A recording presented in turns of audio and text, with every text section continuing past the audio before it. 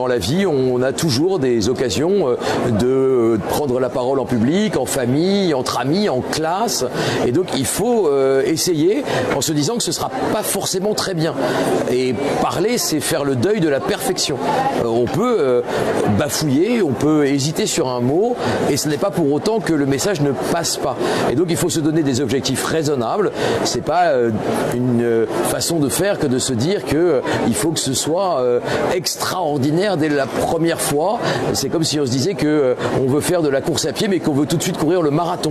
Eh bien non, on peut pas courir le marathon le jour où on s'est acheté des baskets. Le jour où on s'est acheté des baskets, eh bien on fait 1 kilomètre, puis 5, puis 10, et peut-être un jour on fera le marathon. Avec la parole, c'est pareil. La parole, c'est essentiel pour le vivre ensemble.